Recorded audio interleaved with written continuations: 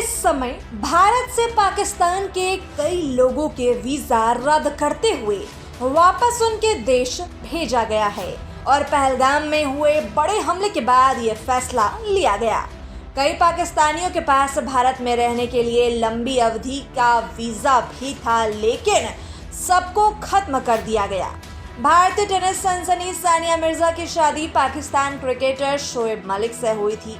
हालांकि शादी के बाद भी सानिया की नागरिकता भारतीय ही रही और वो टेनिस में भारत के लिए ही खेलती रही हैं।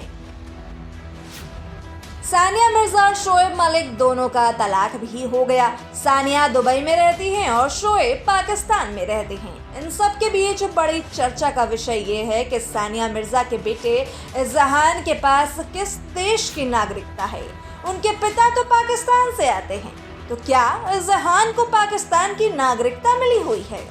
एक बार शोएब मलिक ने कहा था कि उनका बेटा ना तो इंडिया का और ना ही पाकिस्तान का नागरिक होगा।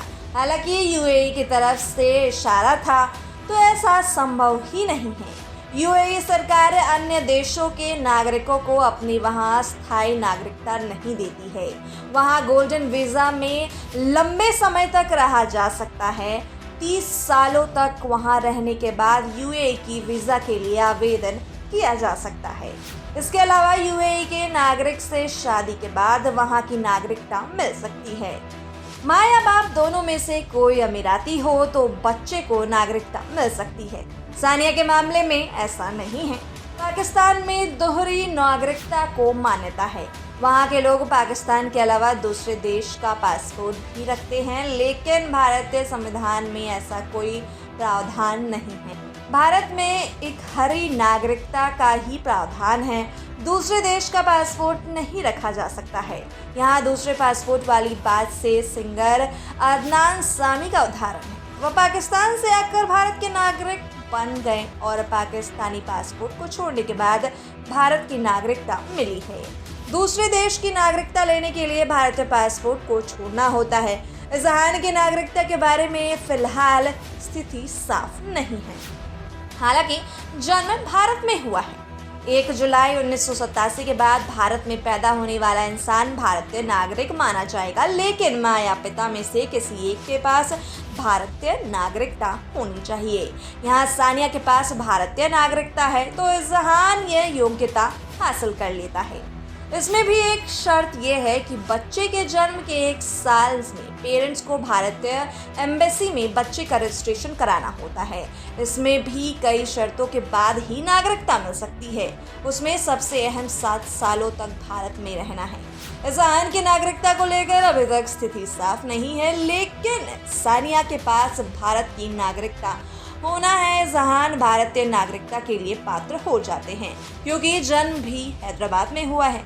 भारत में अवैध तरीके से आकर नागरिकता लेने पर एक्शन के तहत नागरिकता रद्द की जाती है। इसके अलावा दूसरे देश का पासपोर्ट होने पर नागरिकता रद्द की जा सकती है। गतिविधियों और देश विरोध करने पर भी नागरिकता रद्द की जा सकती है। बता दें कि पूर्व भारतीय टेनिस सनसनी सानिया मिर्जा सोशल मीडिया पर काफ़ी एक्टिव रहती हैं, लेकिन पिछले कुछ समय से वह सोशल मीडिया पर अपनी तस्वीरें शेयर नहीं कर रही थी। सानिया मिर्जा तलाक के बाद अपने बेटे इज़हान के साथ दुबई में रहती हैं। शोएब मलिक कई बार वहां अपने बेटे से मिलने के लिए जाते हैं। इस वजह से वह दोनों देशों के बीच युद्ध की स्थिति में चिंतित नजर आ रही थी। शोएब मलिक उनके जीवन से चले गए, लेकिन सानिया मिर्जा ने एक तरह से अपना नया जीवन शुरू कर दिया और अपने बेटे इज़हान के साथ दुबई में रहने लगी हैं। वहाँ उनको स्पोर्ट्स एम्बेसडर भी बनाया गया है और उनकी टेनिस एकेडमी भी चलती है। सोशल मीडिया से सानिया की जानकारी फैंस तक पहुँचती है।